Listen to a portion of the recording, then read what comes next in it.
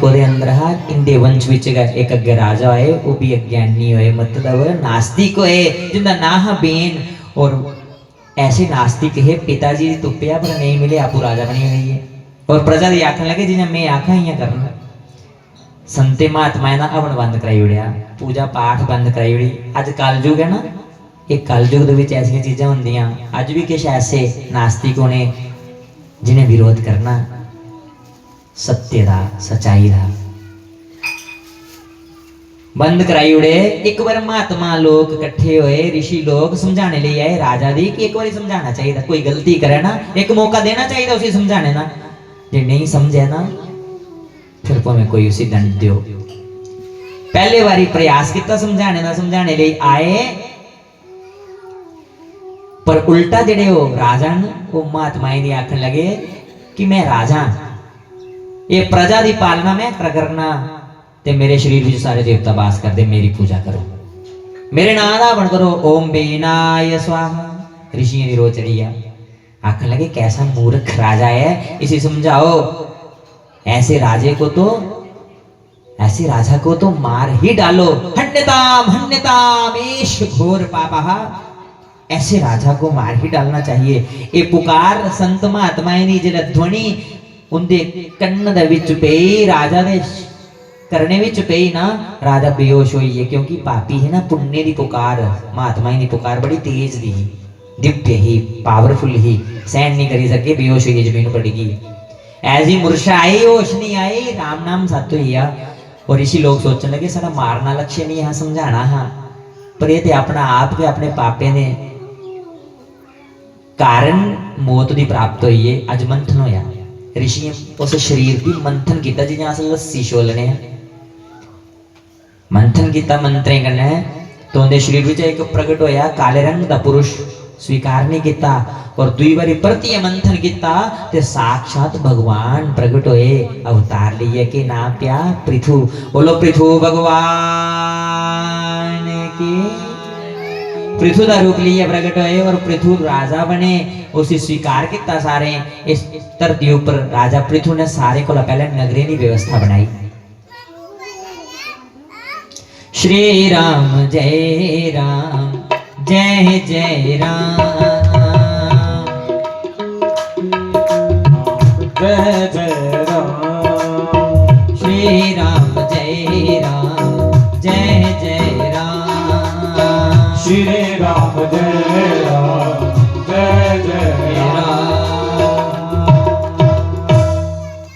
राजा पृथु ने सारे को पहले केड़ी व्यवस्था बनाई, गल ध्यान करना सुनियो।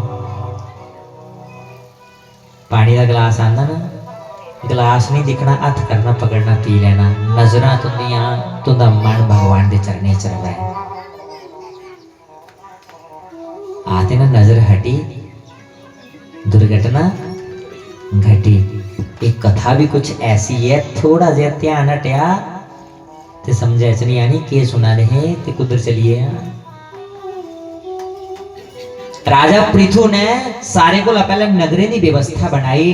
अस दिखने ना वार्ड नंबर, गली नंबर, मोहल्ला, तहसील, जिला, ये सारे को पहले धरती उपर कुने बनाई, इस राजा ने बनाई।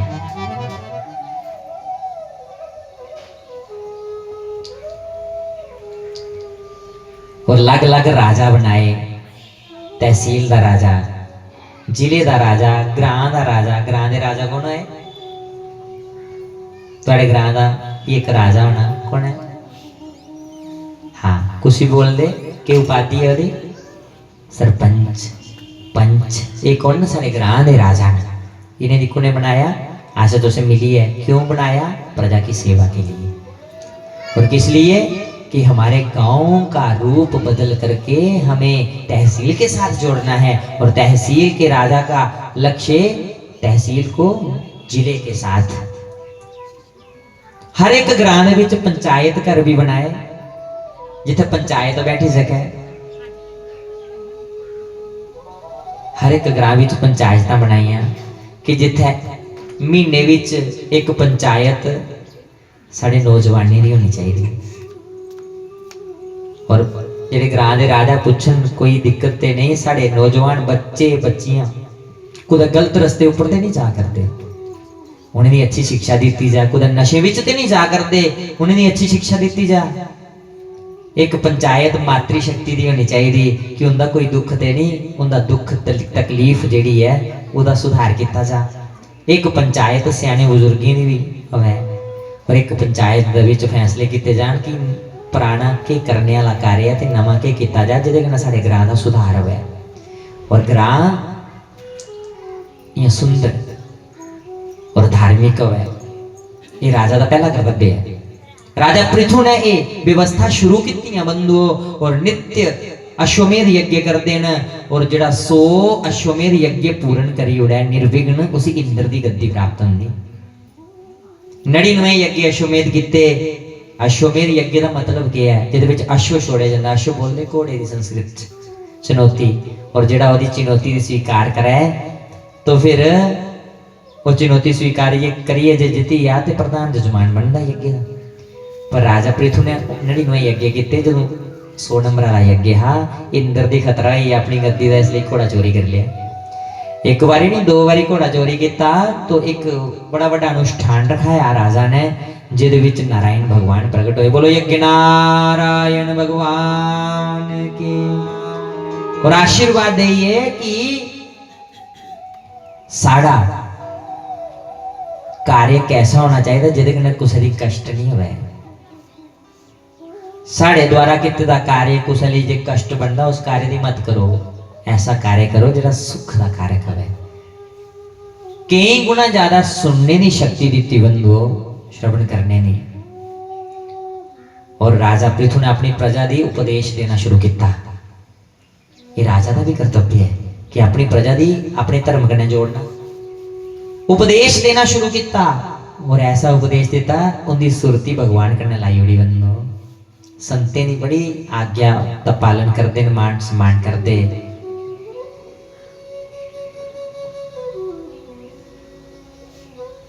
सुखदेव मुनि राजा परीक्षित दे सुनांदे, जिहड़ा राजा अपनी प्रजा कोला केवल टैक्स लैंदा है, कर लैंदा ना, और राजा समझो अपनी प्रजा दे दुख दूर नहीं करादा ते अपनी प्रजा दे पाप इकट्ठे चो करिए अपनी झोली च पा करता है।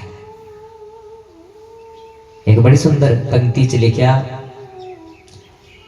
जासु राज प्रजा दुखारे सो नृपण अवसे नरक अधिका। जिस राजा दे समय उस नगर की प्रजा जिहड़ी दुखी रोंदी है ना, तो समझो वो राजा उस प्रजा दे दुख इकट्ठे करादा, पाप इकट्ठे करादा। सो नृप, नृप मैंने राजा, अवसी नरक अधिकारी। उसी राज के बाद कैदी प्राप्ति होंगी, नरक की प्राप्ति होंगी। क्योंकि तपो राज राजो नरक, क्योंकि कर्म हमें वैसा बना देते। इसलिए राजा का पहला कर्तव्य है अच्छा कर्म।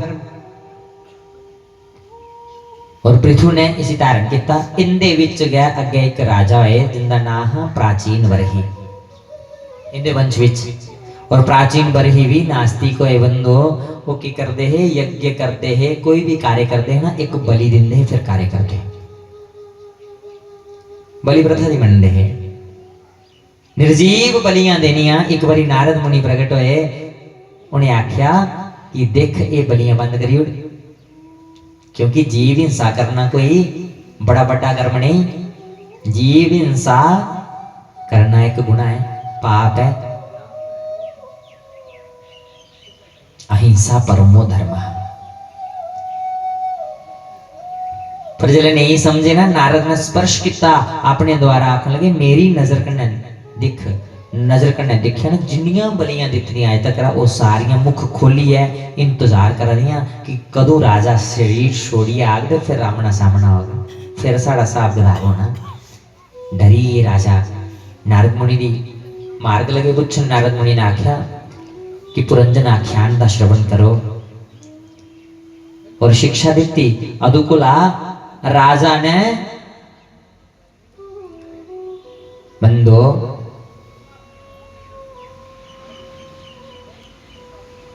अदुकुला इस राजा ने बलियां बंद करी उड़ियां ते की करना शुरू किया।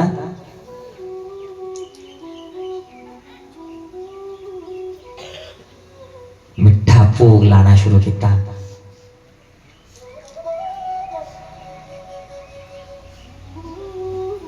बलि का मतलब क्या है बंदो? बलि का क्या मतलब है? आत्म बलिदान। अगर अस कुछ विच प्राण पाई नहीं सकते ना, सानू प्राण लेने का भी अधिकार नहीं है। आत्मा का बलिदान करना, अपनी आत्मा को भगवान को अर्पित कर देना ही बलि है बंधु। कुछ प्राण लेना बलि नहीं। पर एक वर्णन आता अवक्ष्य भक्षण। जो पापे नहीं गिने जाता ना, एक अवक्ष्य भक्षण, जड़ियां नहीं खाने वाली चीज़ां उन्हें नहीं भी खन्ने।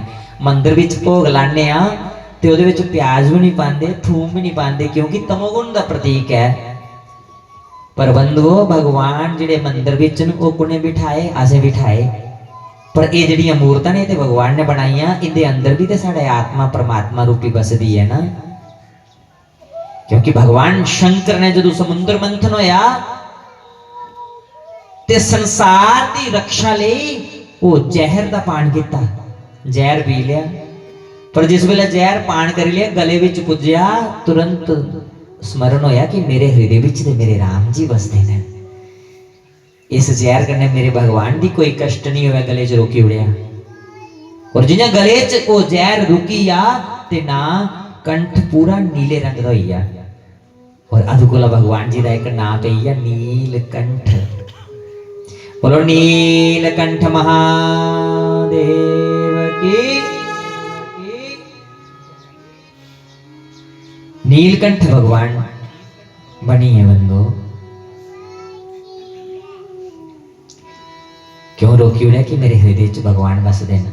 ते आज तुस भी जड़ियां चीज़ां खा करने ना, ये समझिए खाना कि अस भगवान जी की भोग ला रहे हैं। सारा खाना पवित्र हो गया, हमारा देखना पवित्र हो जाए, हमारा चलना पवित्र हो जाए, हमारा ग्रहण करना, हमारा प्रसाद पाना पवित्र हो जाए, हमारा बोलना पवित्र हो जाए। यही तो पहली शरीर की पवित्रता की पहली सीढ़ी है। आज जब भी हमारा संसार में हम देखते हैं जो बड़े बड़ी जो गलतियां हो जांदियां, सियाने सियाने को भी बंधु उठे जड़ के है साड़ा दिखना गलत है। अस संसार दी जो जिस दृष्टि कन्ने दिखने वैसा साढ़े मन का भाव बनता, और वैसा फिर साड़ा मन वो कर्म करता बंधु। आज जरूरत है अपने मन की साफ करने की, जिहड़ा साड़ा मन कलुषित होता ज्यादा कलयुग दे विच। अस बीमार शरीर कोला नहीं, अस बीमार कोदे कोला मने कोला बीमार हाँ। जो साड़ा मन स्वीकार करता ना, उस वेले अस गलती करने आ। इसलिए मने दे मरीज होंदे जा रहे हैं। साड़ा मन अस्वस्थ है। स्वस्थ करना ते अपना मन, शरीर अपना स्वस्थ ले ठोक। शरीर दी बीमारियां तो फिर ठीक हो जाएंगे बंधु। कोई औषधि लैगे, कोई दवाई लैगे, जो मन बीमार हो जाए तो उसकी बीमारी कियां ठीक हो गलती करने के बाद।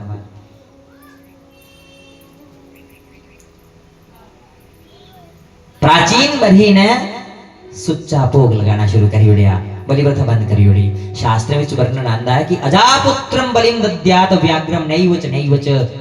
अजा मैंने बकरी के पुत्र की बलि दई उड़ने ना, और बंधु कुल देवता बलियां लैंदे ने, पर कोला लैंदे जिला अस गलतियां करने आ। जे तुंदे परिवार विच, तुंदे कुटुंब विच कोई मांस मदिरे का सेवन नहीं करता ना, तो तुस जो भोग लांदे हो वो भोग भगवान दी लागे बड़ी प्रसन्नता कन्नै स्वीकार करेंगे। तुस देवते नी जैसे तरीके कन्नै पूजना चाहगे ना, वैसे मनाई जंदे। जे अस देवते सामने हाथ जोड़िए आके कि कदे हाथ नहीं लागे ते बाहर जाइए हुए गलतियां करा दे, फिर देवता सानू परेशान करते, फिर और पाप करवांदे साडे कोला।